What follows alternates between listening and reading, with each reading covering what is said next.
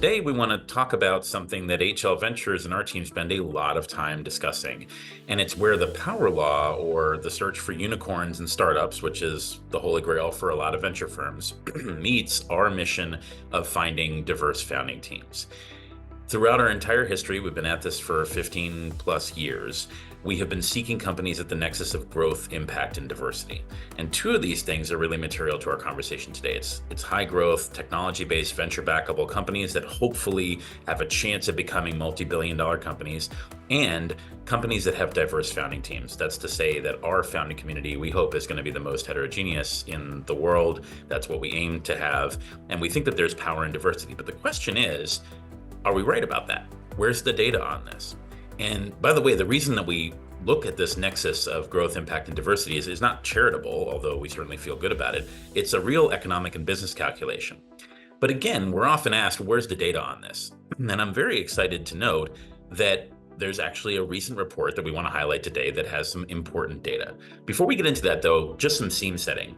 Today, still in the venture capital world, even after the COVID downturn and the George Floyd crisis, funding for venture-backed startups for underrepresented founders is still abysmally low. It's less than 2% for women. It's actually pulled back. It's less than 20 basis points, or 0.2% for Black entrepreneurs. It's almost invisible for women of color, and it's still way under for military veterans, for key off-the-coast geographies, and many other underrepresented groups. So this is definitely still a major problem. And while there's been a lot of print inches and column hours spent on this, the fact of the matter is it's still a big problem. So this report that Defiance Capital has released, called the Unicorn Founder DNA Report, is then even more fascinating. Defiance Capital looked at 845 unicorns and over 2,000 founders of those companies, because of course startups often have more than one founder, and looked at what they called the DNA of these founding teams, concentrating in US and UK, which are the major startup markets for unicorns, and looking at the 10 years between 2013 and 2023. And they were looking to define the common traits of those founders, which is something that not a lot of folks have actually looked at in the past. And the study found some really interesting and surprising data. First of all, and most importantly, 70% of unicorns, as defined by startups that achieve an over $1 billion valuation, have at least one founder that would be considered underrepresented, or what the study referred to as underdog founders, that is to say women, people of color, immigrants, etc., folks who are very underrepresented in their share of venture capital backing. Unicorns also used to have almost exclusively male founders, and now we're at almost 20% female founders by 2023. So this is really interesting data, and the proof is in the pudding, because these are the companies that are the aim of most venture capital models. Now, we've discussed on this channel at For Starters the power law and whether, in fact, every venture firm should be looking to invest in unicorns. But the fact of the matter is, the unicorn is the most visible marker of success in the venture space still today. It's deeply tied into the mythology and the zeitgeist of venture capital. And so it's really important for us to note that if we're ever going to change the allocation of capital towards underrepresented groups, if we're going to change the conversation, unicorns are going to be a part of it. It's also really interesting as a side note that the distribution of unicorns amongst top tier funds is actually much lower than you might think.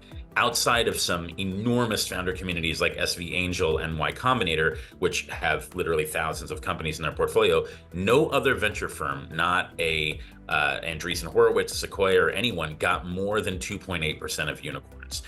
So the market is probably a lot easier to get into at the seed and early stage levels than we thought before. And that actually also means that smaller outlier VC funds, sometimes like us, have a pretty good chance of ending up with a unicorn at some point or another, which is a pretty important part of a lot of investment theses. So why might this be? The study got into a lot of this, and frankly, we've thought about it as well.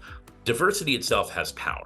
It's not any particular subgroup. Of course, we're devoted to the idea that women can create great companies and founders of color can create great companies, et cetera. But for us, it's about an innovation ecosystem that has as diverse a team of founders creating companies as possible. Why might that be important? We think that diverse founding teams that have a diversity of gender, of race, of experience, of cross-sector service, et cetera, are more resilient. They can use resources and face the paucity of resources, which is frequently the experience of founders and startups, with more what we call resource magnetism. That is to say, they can do more with less oftentimes and are used to doing more with less.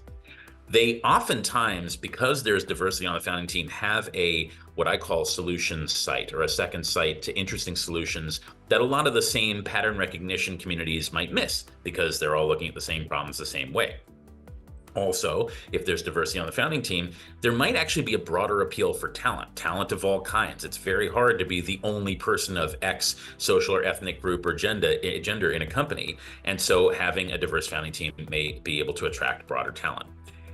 Very importantly to us at HL Ventures, we find that underrepresented founders are also generally more willing to accept help. It has been harder to break into funding circles, networks of influence, corporate and customer circles. And so there is, without taking anything away from the prowess of the founders, their self-confidence, which is also clearly an attribute that the study found is necessary to build a unicorn. But without taking anything away from that, these founders are more willing to accept help where it's offered and to utilize it highly. And the last thing that I will say is failure means something different to underrepresented founders. The idea, and I've written a lot about this and talked a lot about this, that failing forward is just part of the startup experience. If you fail in company X, then you can just start company Y later and you'll get some backing for it. That is much less relevant, if not totally irrelevant, to many underrepresented founders. That first cap table will be the last cap table if it doesn't work out. And so failure means something different. Success also means something different. If you are an underrepresented founder and you manage to create a $1 billion plus company, it's not just now about how that company does and how you do and your financial backers do.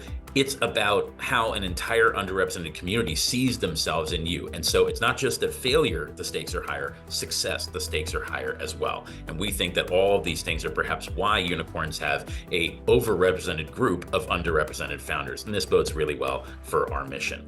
So what does this mean? It means the diversity, not of any one group or any one type of diversity itself, is what I think, and this data supports, will build the strongest, most profitable innovation ecosystem for our nation, for the world. And it's not just us saying it now, it's the data. Thank you.